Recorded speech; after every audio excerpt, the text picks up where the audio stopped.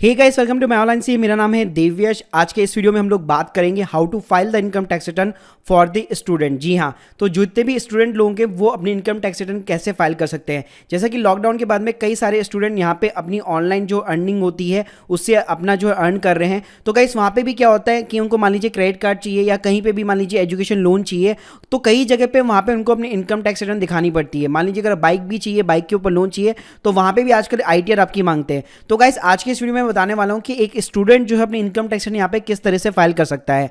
Video को शुरू करने से पहले बताना चाहूंगा, अगर आप एक टैक्स एक्सपर्ट की मदद से अपनी रिटर्न फाइल करवाना चाहते हैं बहुत ही कम दाम पे, तो लिंक आपको डिस्क्रिप्शन बॉक्स में मिल जाएगी। तो चलिए गाइस वीडियो को करते हैं शुरू। तो गाइस सबसे पहले क्या करना है, सबसे पहले आपको अपने अकाउंट के अंदर लॉगिन करना पड़ेगा। अगर आपका अकाउंट नहीं बना हुआ इनकम टैक्स पोर्टल के ऊपर, लिंक आपको डिस्क्रिप्शन बॉक्स में दे दूंगा, वहां पे पता चल जाएगा आपको कि किस तरह से आपको अपना अकाउंट जो है क्रिएट करना है। तो गाइस जैसे आप अपने अकाउंट के अंदर लॉगिन करेंगे तो सबसे पहला जो काम करना है वो आपको करना है अपना फॉर्म 26AS चेक करना। तो जिसके लिए आपको ई फाइल के ऊपर क्लिक करना है, इनकम टैक्स रिटर्न के ऊपर जाना है और व्यू फॉर्म 26AS इसके ऊपर आपको सिंपली क्लिक करना है। तो गाइस जैसे क्लिक करेंगे इस टाइप की स्क्रीन खुल जाएगी। प्रोसीड कीजिए, view tax credit form 26AS कीजिए। असेसमेंट ईयर की बात करो तो करंट आपको असेसमेंट ईयर मतलब 21 और 22 चूज करना है और उसके बाद में HTML करके व्यू एंड डाउनलोड पे क्लिक कीजिए। अब गाइस इससे होगा क्या, अब देखिए मैं बात करता हूं कि आखिर एक स्टूडेंट की इनकम कहां से यहां पे जनरेट होती है। तो देखिए पहली चीज मान लीजिए आजकल कई सारे जो स्टूडेंट है वो बेसिकली इंटर्नशिप कर रहे होते हैं, तो उनको ना बेसिकली यहाँ पे स्टाइपन मिलता है। तो कई अगर जो बड़ी बड़ी जो कंपनियां होती है वो स्टाइपन क्या करती है, वो बेसिकली देती भी है और साथ में अगर मान लीजिए उसके ऊपर TDS बन रहा है तो वहां पे वो TDS भी यहाँ पे डिडक्ट कर लेती है। तो गाइस होगा क्या, अगर मान लीजिए अगर आपका स्टाइपन बन रहा है ऐसा कुछ भी इनकम है तो वो यहाँ पे आपको दिखाने लग जाएगा। ठीक है, अगर नहीं भी दिखा रहा तो कोई दिक्कत वाली बात नहीं है, आपके अकाउंट के अंदर वो क्रेडिट हो रही है, आपको कैश में मिल रहा है, तब भी आप अपनी रिटर्न उस बेसिस पे यहाँ पे आराम से फाइल कर सकते हैं। गाइस जो सेकंड इनकम होती है वो बेसिकली ऑनलाइन जैसी चीज़ों से होती है, जैसे मान लीजिए अफिलिएट इनकम से हो गई, या मान लीजिए आजकल लॉकडाउन के बाद में कई सारे स्टूडेंट्स ने यहाँ पे ट्रेडिंग वगैरह भी यहाँ पे स्टार्ट कर दी है अपनी डीमैट अकाउंट खोल के, तो वहाँ पे भी उनकी थोड़ी बहुत यहाँ पे इनकम होती है। इसके अलावा मान लीजिए कहीं पे उन्होंने कुछ FD वगैरह करा रखी है, या मान लीजिए यहाँ पे मैं आपको एक चीज़ बताना चाहूँगा, जो आपके पेरेंट्स आपके अकाउंट के अंदर पैसे डालते हैं वो आपकी इनकम नहीं है। ठीक है, तो उसके ऊपर आपको यहाँ पे टैक्स पे नहीं करना क्योंकि उसके ऊपर ऑलरेडी आपके पेरेंट्स जो यहाँ पे टैक्स पे कर चुके हैं। तो गाइस यहाँ पे आपको सिर्फ वही इनकम लेनी है जो आपको एक्चुअल में मिल रही है। हो सकता है आपको बेसिकली कई लोग क्या करते हैं कि जैसे मान लीजिए पोस्ट ग्रेजुएशन कर रहे हैं, फिर डॉक्टरेट कर रहे हैं, PhD कर रहे हैं, तो वहाँ पे यूनिवर्सिटी से भी उनको वहाँ पे बेसिकली अच्छा खासा स्टाइपन मिलता है, तो वहाँ पे भी यूनिवर्सिटी भी उनसे जो यहाँ पे TDS वगैरह डिडक्ट करती है। तो आपको सबसे पहला जो काम करना है वो करना है अपना भाई 26AS फॉर्म चेक करना है। आपको देखना पड़ेगा कि इसमें भाई कौन कौन से इनकम यहाँ पे शो कर रही है। अब मैं बात करूँगा कि आपको जो फॉर्म है वो कौन सा फाइल करना है, क्योंकि ITR के अंदर बहुत सारे फॉर्म होते हैं। ITR 1 जो है आपका सैलरी एंड अदर इनकम का होता है, ITR 4 आपका बिजनेस का होता है, ITR 3 आपका कैपिटल गेन का होता है, ITR 2 भी आपका कैपिटल गेन का होता है।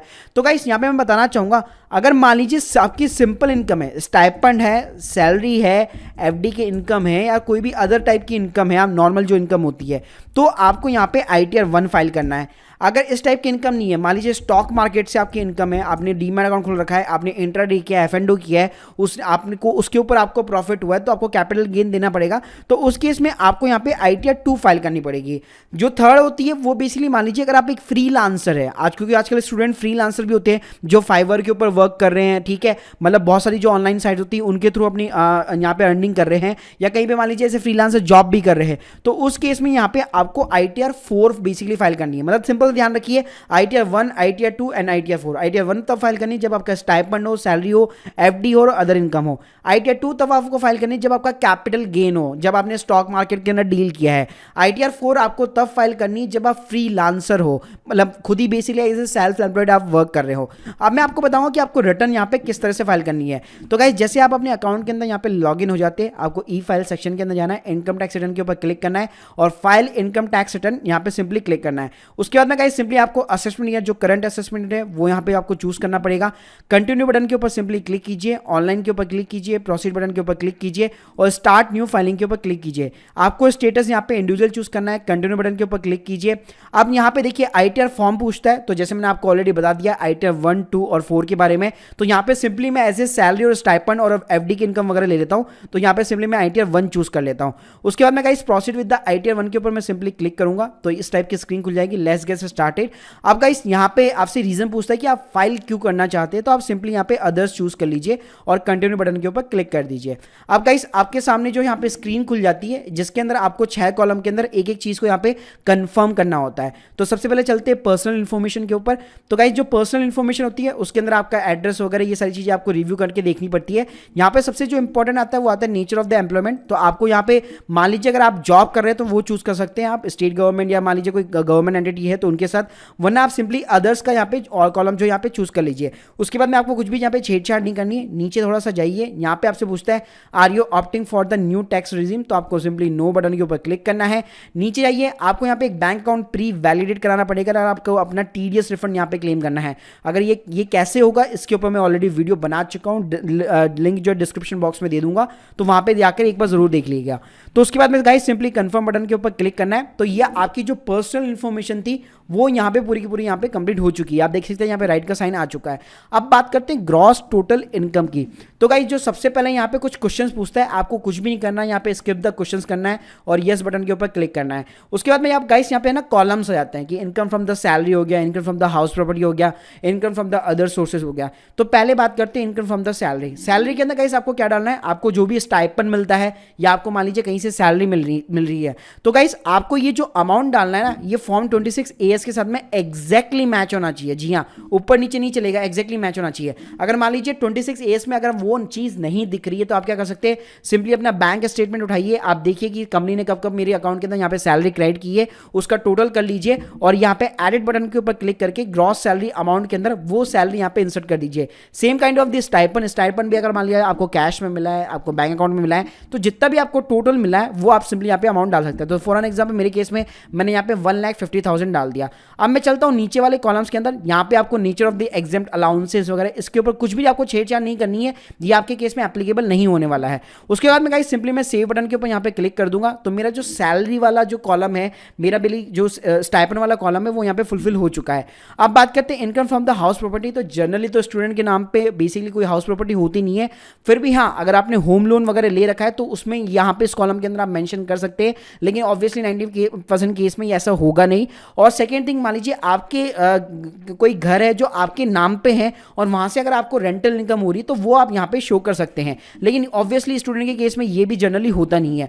अब मैं बात करूंगा जो स्टूडेंट के केस में होता है वो होता है income from the other sources. जी हाँ, तो जैसे गाइस मैंने बताया कि यहाँ पे ना 3-4 क्वेश्चन आपसे पूछेगा। एक पूछेगा कि आपका जो सेविंग अकाउंट है उससे आपको कितना इंटरेस्ट मिलता है, तो गाइस आप अपना बैंक स्टेटमेंट उठाइए, उसमें जितना भी आपको इंटरेस्ट मिलता है यस करके उस अमाउंट को यहाँ पे डाल दीजिए। ठीक है, उसके बाद में गाइस मान लीजिए आपने कोई एफडी वगैरह करा रखी है, उससे आपको कोई इंटरेस्ट वगैरह मिल रहा है तो आप यस करके वो अमाउंट भी यहाँ पे इंसर्ट कर सकते हैं। उसके बाद में कोई फैमिली पेंशन मिल रही है, कोई इनकम टैक्स का रिफंड है, ऐसा कुछ होगा नहीं आपके केस में तो नो ही रखिए। उसके बाद में मेन कॉलम आता है एनी अदर्स। अब ये अदर्स कॉलम में आपको क्या क्या डालना है, तो गाइस अदर्स कॉलम में जैसे आप मेरे यहाँ पे स्क्रीन पे दे सकते हैं, अगर मैं एज ए स्टूडेंट हूँ तो जैसे मान लीजिए मैं अमेजोन से की अफिलिएट इनकम से यहाँ पे अर्न करता हूँ, और उसके अलावा मान लीजिए मैं कोई किसी कंपनी के अंदर मान लीजिए मैं ब्रोकर हूँ, वहां से मुझे कमीशन मिलता है, या ऐसी कोई भी चीज़ है आप फ्रीलांसर बेसिस पे कर रहे हैं जहां से आपको अदर इनकम हो रही है, तो गाइस इस टाइप की इनकम आप बेसिकली यहाँ पे डाल सकते हैं। आपके डिस्क्रिप्शन में या तो अदर्स लिख दीजिए या जो भी इनकम का स्पेसिफिक जो भी नेचर है वो आप यहाँ पे सिंपली इंसर्ट कर सकते हैं। उसके बाद में गाइस कंटिन्यू बटन के ऊपर आपको सिंपली क्लिक करना है। तो गाइस जैसे आप क्लिक करेंगे आप देख सकते हैं अपना सैलरी वाला कॉलम जो है फुलफिल हो चुका है, इनकम फ्रॉम द अदर जो सोर्सेस है वो कॉलम भी यहाँ पे अपना फुलफिल हो चुका है। उसके बाद में गाइस सिंपली मैं कंफर्म बटन के ऊपर यहाँ पे क्लिक कर दूंगा, तो गाइस मेरा जो इनकम वाला पोर्शन था मतलब ग्रॉस टोटल इनकम वाला वो भी यहाँ पे फिनिश हो चुका है। अब बात करते हैं डिडक्शन की। तो गाइस नॉर्मली जो बेसिकली जो स्टूडेंट होते हैं उनके केस में भी डिडक्शन बहुत ही कम होती है। डिडक्शन का मतलब क्या होता है, आप मान लीजिए कई सारे यहाँ पे LIC लेते हैं, इंश्योरेंस लेते हैं, उसमें आपको डिडक्शन मिलती है। तो नॉर्मली जितने भी आई थिंक जो स्टूडेंट होते हैं वो अपनी एक ना एक LIC तो करवा के रखते हैं। ठीक है, तो आप क्या कर सकते हैं, यहाँ पे ATC का कॉलम आता है, उसके अंदर आपका जितना भी पूरे साल का प्रीमियम जा रहा है वो आपको सिंपली इंसर्ट करना है। तो जैसे मेरे केस में सिंपली 12,000 रुपये जाता है, तो मैंने अपना यहाँ पे 12,000 रुपये प्रीमियम यहाँ पे मैंने ऐड कर दिया। इसके अलावा गाइस आजकल जो स्टूडेंट होते हैं वो अपना हेल्थ इंश्योरेंस भी यहाँ पे करा के रखते हैं, तो अगर आपका हेल्थ इंश्योरेंस है तो आप इसको यहाँ पे यस कर सकते हैं। जी हाँ, उसके अलावा गाइस मान लीजिए आपने कोई एजुकेशन लोन ले रखा है, तो आप नीचे जाएंगे तो यहाँ पे आपको बेसिकली जो है ये देखिए आपको एजुकेशन लोन का भी यहाँ पे सेक्शन मिल जाएगा, तो उसके ऊपर भी अगर मान लीजिए आप कोई ईएमआई वगैरह पे कर रहे हैं तो वो अमाउंट यहाँ पे आप डाल सकते हैं। अगर ऐसा कुछ भी नहीं है तो सिंपली सबको ब्लैंक छोड़ दीजिए, एटीसी के अंदर अपनी एलआईसी इनपुट कीजिए और कंटिन्यू बटन के ऊपर क्लिक कीजिए। तो गाइस आप मेरी स्क्रीन के सामने देख सकते हैं यहाँ पे आपकी एटीसी जो यहाँ पे इंसर्ट हो चुकी है। अब बात करूंगा एटीडी की, जो मैंने बताया था आपको, अगर आपने अपना खुद का हेल्थ इंश्योरेंस ले रखा है तो मोस्टली आजकल जो स्टूडेंट होते हैं वो अपना कोविड का इंश्योरेंस, मतलब कोविड की जो सिचुएशन आई है उसके बाद में सभी लोगों ने अपने यहाँ पे इंश्योरेंस ले रखा है। तो अगर मान लीजिए आपका खुद का भी यहाँ पे हेल्थ इंश्योरेंस है और उसके ऊपर आप जितना भी प्रीमियम पे कर रहे हैं, मान लीजिए 7,000 रुपये पे कर रहे हैं, 5,000 जो भी पे कर रहे हैं, इसके अलावा मान लीजिए अगर आप पूरे साल भर के अंदर कोई भी हेल्थ चेकअप वगैरह कराते हैं तो 5,000 रुपये तक की आपको यहाँ पे ना डिडक्शन मिल जाती है, तो वो भी आप यहाँ पे आराम से क्लेम कर सकते हैं और सिंपली सेव बटन के ऊपर क्लिक कर सकते हैं। तो गाइस आप देख सकते हैं मेरी यहाँ पे डिडक्शन वाली भी सारी चीजें यहाँ पे खत्म हो चुकी है, तो यहाँ पे मैं कंफर्म बटन के ऊपर क्लिक कर दूंगा। तो गाइस यहाँ पे देखिए मैंने तीनों जो कॉलम है, personal information, gross total income और टोटल डिडक्शन, ये तीनों मैंने यहाँ पे कंप्लीट कर लिए है। अब बात करते हैं टैक्स पेड की। तो गाइस मैं आप लोगों को बताना चाहूंगा, अगर आप 5 लाख के नीचे तक की इनकम डालते हैं तो आपके ऊपर यहाँ पे कोई भी टैक्स वगैरह लगता नहीं है। जी हाँ, तो ऑब्वियसली मेरे यहाँ पे 1 लाख सिर्फ 90,000 रुपीज था, तो कोई भी यहाँ पे मेरा टैक्स नहीं लगने वाला। अच्छा एक और चीज यहाँ पे क्या होता है ना, कई बार जैसे फॉर्म 26A में मेरे को यहाँ पे टीडीएस दिखा रहा होता है और यहाँ पे नहीं दिखाएगा, तो आप क्या कर सकते हैं, मान लीजिए मेरे केस में जैसे कमीशन के ऊपर टीडीएस कटा, अगर आपके केस में सैलरी के ऊपर कटा है तो आप यहाँ पे शो डिटेल्स के ऊपर क्लिक कीजिए और यहाँ पे ऐड अनदर करा सकते हैं। मैं बेसिकली यहाँ पे अपना टीडीएस का कराऊंगा, तो देखिए कैसे कराना है। आपको सिंपली ऐड अनदर के ऊपर क्लिक करना है, उसके बाद में टैन नंबर पूछेगा, तो आप क्या कर सकते हैं, जैसे मैंने मान लीजिए ये अमेजोन का, यहाँ से मैंने टैन नंबर कॉपी कर लिया, फिर यहाँ पे मैंने पेस्ट मार दिया, नेम ऑफ द डायरेक्टर के अंदर मैंने अमेजोन का ये पूरा कॉपी कर लिया, ये पेस्ट मार दिया। अमाउंट कितना है 18,193, तो 18,193 ये अमाउंट डाल दिया। ये कटा है मेरा 2020 के अंदर, कितना टीडीएस कटा है ये यहाँ पे लिखा हुआ है 136.45 का टीडीएस कटा है, तो ये राउंड फिगर के अंदर मैंने 136 डाल दिया। ठीक है, तो गाइस अब इससे क्या होता है कि मान लीजिए कई बार तो क्या होगा, आपका फॉर्म 16 के अंदर जो भी ये सॉरी आपका जो इनकम टैक्स का ये वाला फॉर्म है, मतलब जो 26A में होगा वो ऑटोमेटिकली यहाँ पे फैच होके आएगा। लेकिन बाई चांस अगर नहीं आता है तो इस तरह भी आप यहाँ पे मैनुअली वगैरह इंसर्ट कर सकते हैं और सिंपली ऐड बटन के ऊपर क्लिक कर सकते हैं। जी हाँ, तो इससे क्या होगा, आपका जो फॉर्म 26AS है और आपने जो टैक्स पे कर रखा है ऑलरेडी, टीडीएस आपका जो डिडक्ट है वो आपको यहाँ पे दिखाएगा और दोनों बेसिकली यहाँ पे कंबाइन दोनों ही यहाँ पे मैच होने चाहिए। ठीक है, तो ये देख सकते हैं यहाँ पे मैंने अपना टीडीएस वगैरह भी डाल दिया है। इसी तरह से मान लीजिए जैसे मेरा बजाज फाइनेंस का यहाँ पे है, तो यहाँ पे इसी तरह से मैं यहाँ पे वो भी यहाँ पे इंसर्ट कर दूंगा। तो गाइस यहाँ पे देखिए 453 का मेरा टीडीएस अमाउंट आ चुका है, जो कि ये दोनों के दोनों जो अमाउंट है 26A में दिख रहे हैं वो दोनों मिला के मेरे यहाँ पे कंप्लीट हो चुके हैं। तो गाइस सिंपली मैं कंफर्म बटन के ऊपर क्लिक कर दूंगा। उसके बाद में मेरे लास्ट कॉलम पर बचता है टोटल टैक्स लायबिलिटी, क्योंकि ये जीरो रहेगी क्योंकि 1,90,000 की इनकम है और जैसे मैंने आपको बताया अगर आप 5 लाख के नीचे डालते हैं तो आपकी यहाँ पे कोई भी टैक्स लायबिलिटी नहीं बनने वाली है। तो आपको सिंपली कंफर्म बटन के ऊपर यहाँ पे क्लिक करना है और उसके बाद में लास्ट में आपको प्रोसीड बटन के ऊपर क्लिक करना है। तो गाइस ये ऑटोमेटिकली आपको बता देगा, देखिए आप एलिजिबल है रिफंड के लिए, मतलब आपका जो भी टीडीएस कटा होगा वो आपके बैंक अकाउंट के अंदर यहाँ पे क्रेडिट हो जाएगा। तो गाइस आपको प्रीव्यू रिटर्न के ऊपर सिंपली क्लिक करना है। जैसे आप क्लिक करेंगे एक बार ये आपसे कंफर्मेशन मांगेगा, प्रोसीड टू प्रीव्यू के ऊपर सिंपली क्लिक कीजिए। उसके बाद में गाइस आप यहाँ पे एक प्रिंट देखेंगे, तो आप चाहे तो यहाँ पे इसको डाउनलोड कर सकते हैं। यह ITR 1 वही ऑफिशियल फॉर्मेट है बेसिकली इनकम टैक्स डिपार्टमेंट का। तो देखिए जहाँ पे भी मान लीजिए आपको कोई भी क्रेडिट कार्ड कंपनी को या कहीं पे भी आपको इनकम टैक्स अपनी सबमिट करनी होती है तो इस वाले प्रिंट को आपको देना वहाँ पे जरूरी होता है। तो इसको आप हमेशा प्रिंट आउट निकाल के रखिएगा और घबराने वाली बात नहीं है, अगर ये छूट भी जाता है तो बाद में भी इसको आप आराम से डाउनलोड कर सकते हैं। उसके बाद में गाइस प्रोसीड टू वैलिडेशन के ऊपर सिंपली आपको क्लिक करना है। तो गाइस जैसे आप क्लिक करेंगे तो आप ये देखिए यहाँ पे वैलिडेशन तो सक्सेसफुल आ गया, प्रोसीड टू वैलिडेशन के ऊपर क्लिक कीजिए। अब गाइस यहाँ पे 3 ऑप्शन आपसे पूछा जाता है। तो गाइस इसके बाद के क्या स्टेप्स है, मतलब ये वेरीफाई कैसे कराया जाता है, ये आप बेसिकली अपने आधार OTP के थ्रू वेरीफाई करा सकते हैं, जिसके ऊपर अलग से मैंने एक ऑलरेडी वीडियो बना रखा है जिसके लिंक मैं आपको डिस्क्रिप्शन बॉक्स में प्रोवाइड कर दूंगा। सो गाइस ये एक मैंने आपको पूरा ओवरऑल प्रोसेस बता दिया कि एक स्टूडेंट भी अपनी खुद की इनकम टैक्स यहाँ पे आसानी के साथ किस तरह से फाइल कर सकता है। So guys hope you like this video, please subscribe our channel. अगर आपके कोई भी डाउट्स है कमेंट सेक्शन के अंदर जरूर मेंशन कीजिए। Thank you guys, thank you very much.